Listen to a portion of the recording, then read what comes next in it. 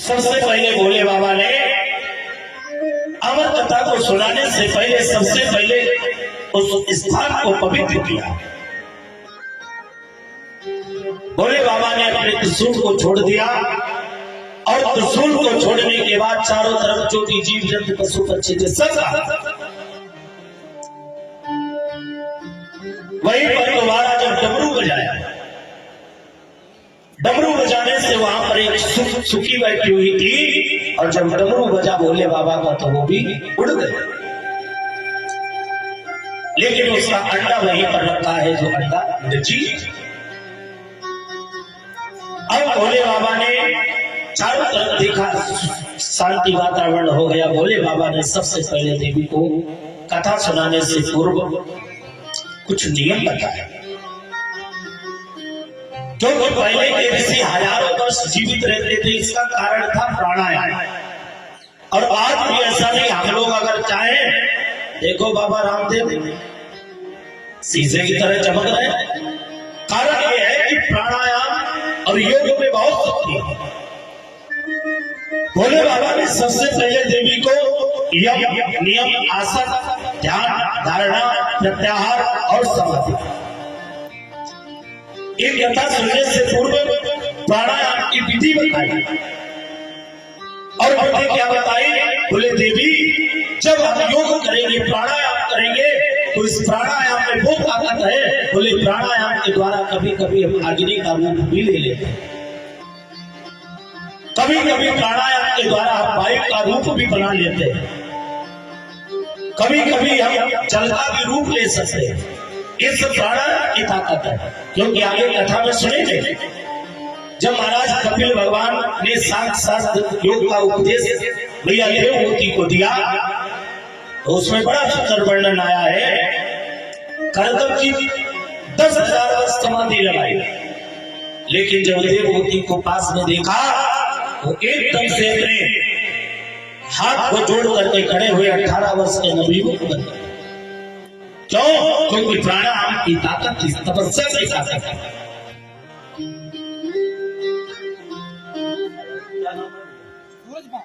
ये हमारे भैया सूरजपाल जी के द्वारा भगवान के चरणों में 101 मुद्राएं समर्पित है। 50 मुद्राएं भगवान कल्याण करें। और आज सबसे पहले प्राणायाम के बाद में कथा सुनाने से पूर्व आज भोले बाबा ने ओम नाम का उच्चारण किया। हरि ओम हरि ओम। आज जैसे ओम नाम का उच्चारण किया तो जैसे ही ओम कहा महाराज को अंडा फूट गया। दोबारा फिर ओम शब्द का उच्चारण किया, अंडा जो बच्चा था उसके हाथ पैर से विकसित हो गए। और तीसरी बार जब ओम शब्द का उच्चारण किया तो उसने जीत पड़ी, क्योंकि ओम शब्द अपने में परिपूर्ण है। कोई मंत्र अगर आचार्य लोग बोलते हैं तो पहले ओम लगाते हैं। ओम परिपूर्ण शब्द है, अपने में पूर्ण है, सत्य की सूचक शब्द है। आज भोले बाबा ने जब ओम का उच्चारण किया तो जो सुख का बच्चा था वो सजीव। अब भोले बाबा अमर कथा सुनाने के लिए बैठे हैं। तो अमर कथा कोई और कथा नहीं है। कई लोग ऐसा पूछते हैं, बोले अमर कथा है क्या? कुछ विद्वानों का मत है, बोले अमर कथा ये, और कोई नहीं है, बोले भागवत कथा ही अमर कथा। कोई विद्वान यहाँ पर राम कथा की उपमा देते हैं, लेकिन कुल मिला के बात एक ही है। राम कथा हमें जीवन जीना सिखाती है और भागवत कथा हमें जीते जी मरना सिखाती है। अगर ये अमर कथा न होती तो राजा परीक्षित क्या 2 मिनट में अपने राजपाट को छोड़ करके जंगल को चले जाते? क्योंकि राजा परीक्षित को जब पता चला कि एक संत ने साथ क्षण मात्र में अपने पुत्र जन्मेजय को सिंहासन से बिठा करके और हरिद्वार की ओर प्रस्थान कर गए, कि क्या है? बोले जीते जी जिसे मरने का बोध हो जाए वही मरे। महाराज आज देवी पार्वती को जो भोले बाबा कथा सुनाने के लिए बैठे, पार्वती से कहा देवी हम आपको कथा सुनाएंगे, आप हमारी देती है कि पार्वती को अमर कथा जब सुना रहे कैलाशपति, और तोता वहां पर सुन ही रहा था, सोई गई मां पार्वती, सोई गई मां पार्वती।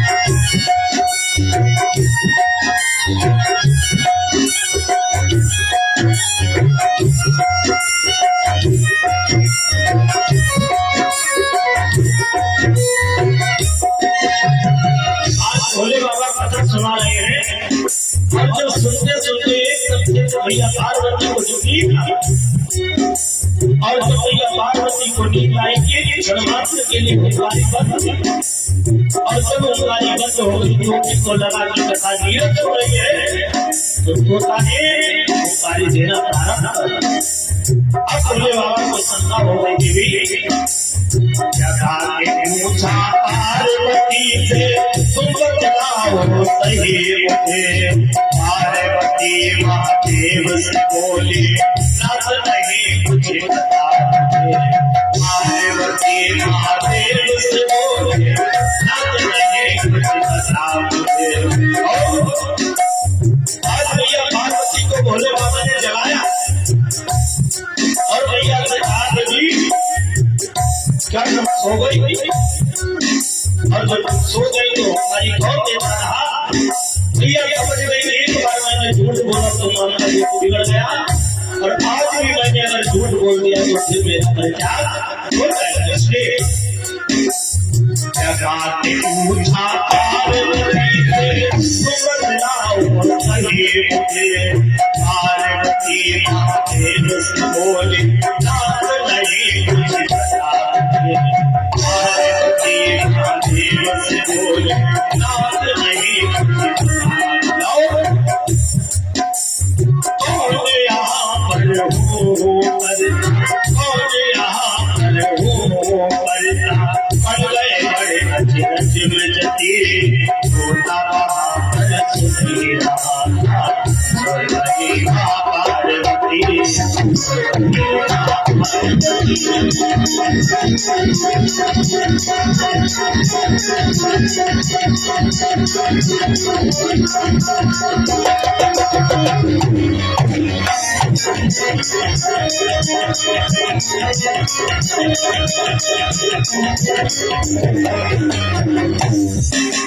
कौन यहाँ पर हो करता पड़ गए बड़े अचरज में जती, और तोता वहाँ पर सुन ही रहा था, सोई गई मां पार्वती, सोई गई मां पार्वती। आज भोले बाबा ने जैसे ही जगा करके पूछा, एकदम से मैया की आंख खुली, झटका। मैया पार्वती से भोले बाबा ने कहा देवी कथा कैसी लगी? मैया कहने लगी भोले बाबा आपने कथा तो बहुत अच्छी लगी, लेकिन बीच में ही कथा को विश्राम दे दिया, इसका क्या कारण? बहुत अच्छी कथा। भोले बाबा ने कहा मतलब? अरे मैंने तो पूरी कथा तुमको सुना दी, मैया कहने लगे नाना बाबा आप मुझे दशम स्कंद की कथा सुनाइए जहाँ पर उद्धव गोपी का संवाद चल रहा है, क्योंकि यहाँ पर उद्धव जी के सामने गोपियों ने उद्धव जी के ज्ञान को चकनाचूर कर दिया और प्रेम की विजय हुई। महाराज जरा मुझे वो प्रेम और ज्ञान की चर्चा तो कंट्रोल करो। जब बड़ी अच्छी की कथा आई तो आपने कथा को बीच में रोक दिया, बहुत गलत है। बोले बाबा कहने लगे देवी ये तुम क्या कह रहे? अरे मैंने तो पूरी कथा तुमको सुना दी, अच्छा सच बताओ क्या तुमको नींद आई? मैया कहने लगी बाबा मैं तो सो गई। बोले बाबा कहने लगी अगर आप सो गई तो फिर ये हुकारी कौन देता? अब तो भोले बाबा बड़े क्रोधित हो गए, एकदम से त्रिशूल को उठाया। जिस बैरी ने इस कथा को चोरी से सुना है उसे मैं जिंदा नहीं छोड़ा। बड़े क्रोधित है भोले बाबा। सही बात है, जो देवों के देव महादेव कालों के काल महाकाल, एक मन में विचार करके देखो, आप चिंतन करके देखो, अगर उस तोते की कथा को सुन लिया तो कौन सी बुराई कर दी भाई? ऐसा क्या बुरा कर दिया जो भोले बाबा को इतना क्रोध आ गया, मारने को तैयार है? संत भगवान कहते बड़ा सुंदर विचार है। पहली बात, जब भी कहीं भी कथा चल रही हो तो कथा को कभी हमने देखा है बहुत से लोग कथा पंडाल में कथा हो रही है, महाराज पीछे लगाए छिलक बैठे। कथा को कभी भी व्यास मंच के पीछे बैठ करके नहीं सुनना चाहिए। और तोता क्या सामने बैठा था? तोता भी छिपे ही बैठा था, इसलिए छिप करके जब कथा सुनी चोरी, एक तो छिप करके पीछे से कथा सुनी, और दूसरा अच्छा मान लो पांडाल के सामने एक बार शकल दिखाई दो फिर चिलम मिलो, कोई बात नहीं। और बिना बताए डायरेक्ट कथा पांडाल के पीछे ही आके बैठ जाओ, पता नहीं पीछे से क्या करोगे भाई? अगर सामने समय पता चल जाए कि अगर कोई काला सांप आ रहा तो सावधान हो जाए। अच्छा एकदम से पीछे से आ जाए काट ले तो सुख ने तो अपराध कर दिया।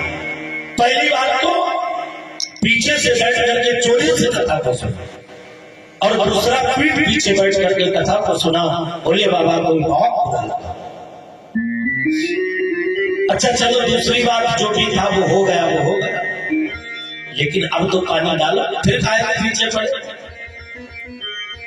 भोले बाबा ने जैसे ही देखा एकदम से त्रिशूल को छोड़ा, आगे आगे सूख जा रहा है, पीछे पीछे त्रिशूल है, और जैसे ही त्रिशूल फेंकते तो थको बच जाता।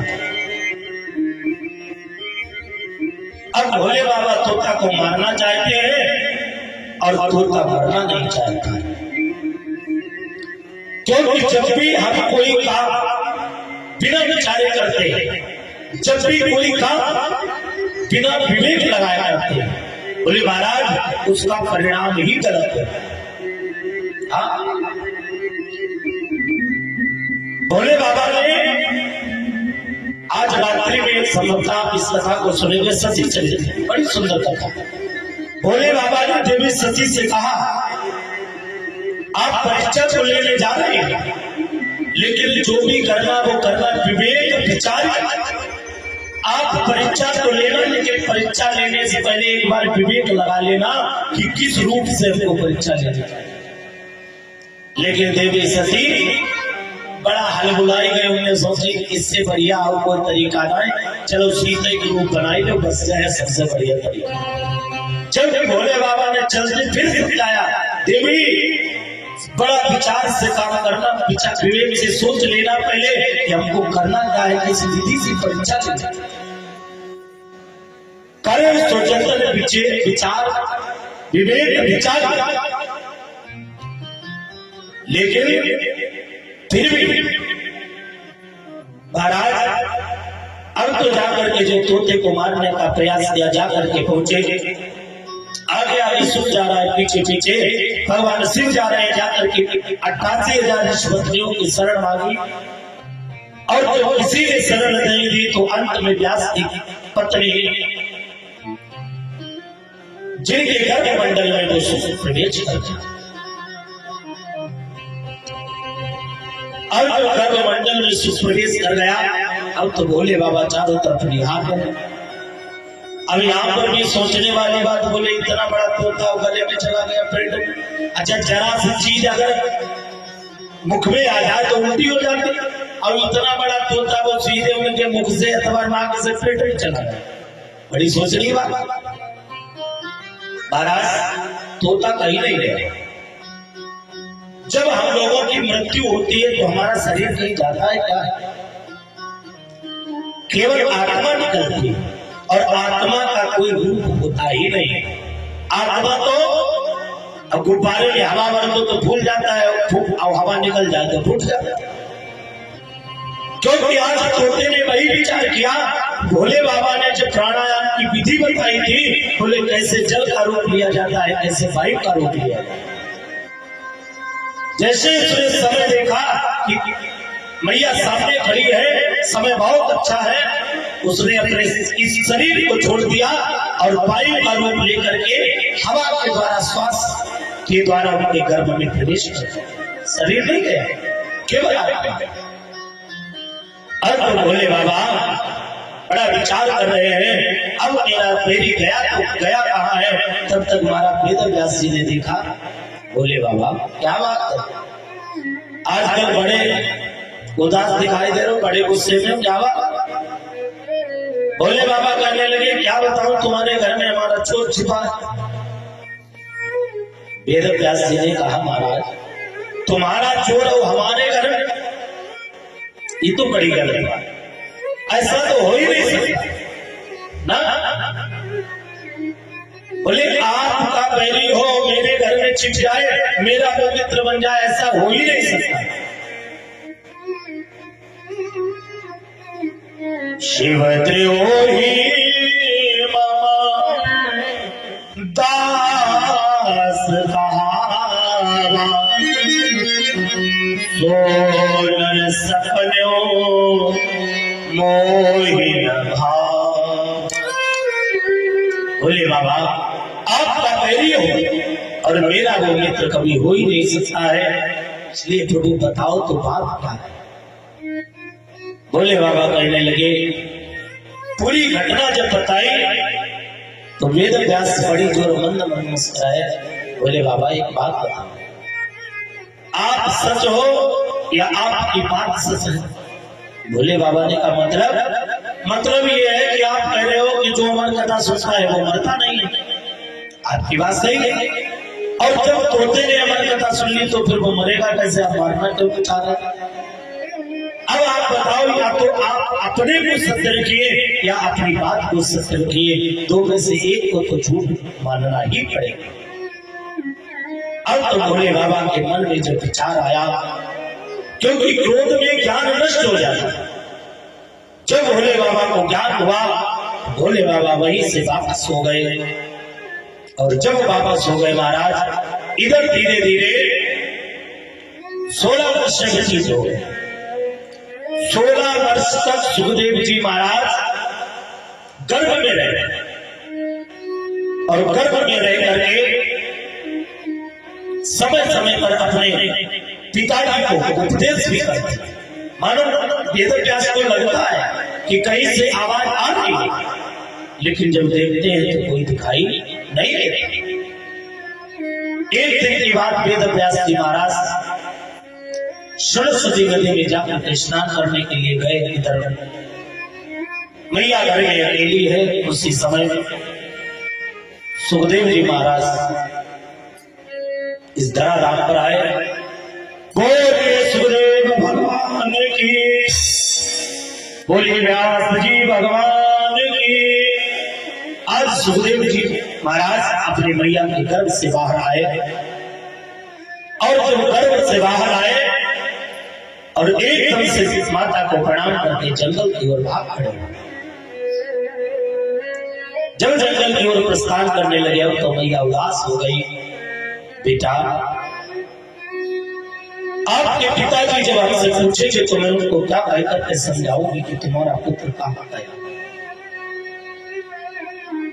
सुखदेव जी ने कहा, मां मैं आपका पुत्र नहीं बल्कि सारे संसार का कल्याण करने के लिए इस धरा धाम पर आया हूं, इसलिए मुझे जाने दो मां।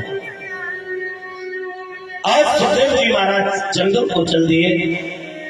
वेद व्यास जी जब महाराज वापस आए, सारी बात जब बताई, वेद व्यास जी महाराज भाग पड़े जंगल की ओर, और जब जंगल की ओर भागे सुखदेव जी के पीछे पीछे यही पर भागवत जी के 2-3 श्लोक का वर्णन वेद व्यास जी ने कर दिया।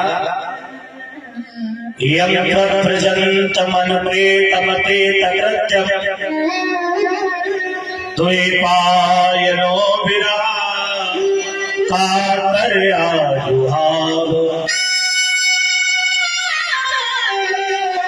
पुत्रेति तन्मयतया तर्गो विनेन्दु तम सर्वभूत हृदयं मुनिमानतोऽस्मि। यम प्रजंत मनपे तमपे तकृत्यम। कातर पुकार में आज महाराज द्वैपायन कहते हैं व्यास जी महाराज को, इनका जन्म पाराशर जी के द्वारा एक कुटिया की गुफा में हुआ, इसलिए इनका नाम पड़ा है द्वैपायन। गुफा को कहते हैं द्वैपायन। जब पाराशर जी के द्वारा एक मल्लाह की कन्या के द्वारा इनका जन्म हुआ, सुखदेव जी व्यास जी का इसलिए इनका द्वैपायन भी को कहा जाता है। इसलिए यहाँ पर श्लोक में वर्णन किया गया, बोले प्रजंत मनुपे तमपे तकृत्यम द्वैपायनो विरा कातर्या जुहाव। आज कातर पुकार आवाज लगा रहे हो, रुक जाओ रुक जाओ। पुत्रेति तन्मयतया, ये मेरे तन माने पुत्र कहाँ जा रहे हो, आप बैठ जाओ, अभी तो मैंने सही से तुम्हारा मुख भी नहीं देखा बेटा, रुक जाओ। लेकिन सुखदेव जी नहीं रुके, चल वेद व्यास सब पीछे पीछे जा रहे हैं। आगे आगे सुखदेव जी देखा ऋषि पत्नियां स्नान कर रही है सरोवर में नग्न। सुखदेव जी को देखा स्नान करती रही, लेकिन पीछे से जब वेद व्यास जी आए, बड़ी लंबी लंबी दाढ़ी है दाढ़ी, और फिर भी उनको देख करके स्त्रियों ने वस्त्र धारण कर लिया, अपने मुख को ढक लिया। वेद व्यास जी कहने लगे, देवी अभी अभी आपके सामने से मेरा जवान पुत्र निकल करके चला गया, आपने उसको पर्दा नहीं किया, और जब मैं आपके सामने आया तो पर्दा था। स्त्रियों ने बड़ा सुंदर जवाब दिया, व्यास जी क्योंकि आपका ये जिसको आप पुत्र समझ रहे हैं आपका पुत्र नहीं है, ये तो साक्षात भगवान, और भगवान की नजर में कोई भेदभाव नहीं है। इसलिए और आप सांसारिक व्यक्ति हो, इसलिए आपको उचित अनुचित का ज्ञान है, और जो दिगंबर वेश ले जा रहा हो, जिसको स्त्री और पुरुष में अंतर ही न पता हो, स्त्री पुरुष में भेद ही न पता हो, बोले उसके लिए क्या वस्त्र, क्या कोई व्यवस्था, कुछ भी जरूरी नहीं, उसके लिए सब। सुखदेव जी महाराज आगे बढ़े। पिताजी जब मोह में अपने प्राणों को छोड़ने को तैयार, सुखदेव जी ने मानो उपदेश किया है वृक्षों के द्वारा, अरे पिताजी वृक्ष कबहु नहीं फल भगे, और नदी ना संचय नीर, और परमावत के कारणे बोले साधुन धरा शरीर। संसार में कोई किसी का पुत्र नहीं, कोई किसी का पिता नहीं। न जाने कितनी बार मैं तुम्हारा पिता बना हूँ, न जाने कितनी बार तुम हमारे पिता बने हो। सारे संसार में कोई किसी का रिश्ता नहीं, इसलिए आप वापस चले जाओ। सुखदेव जी महाराज ने आज अपने पिता वेदव्यास जी को वापस भेजा है। आज के बाद सुखदेव जी का दर्शन 2 बार हुआ। आज दर्शन नहीं दिया सुखदेव जी ने, वेदव्यास को सुखदेव जी का दर्शन 2 बार हुआ। एक बार कब हुआ, जब वेदव्यास जी ने भागवत कथा को सुखदेव जी को प्रदान कराया था पहली बार, और दूसरी बार सुखदेव जी का दर्शन महाराजा परीक्षित की सभा में हुआ, जब राजा परीक्षित को श्राप हुआ। आज दर्शन नहीं हुए। महाराज सुखदेव जी जंगल में जाकर के निर्गुण ब्रह्म की समाधि में जाकर के बैठ गए। बोलिए सुखदेव भगवान की। आइए दोबारा हरिनाम स्मरण तत्पश्चात चर्चा में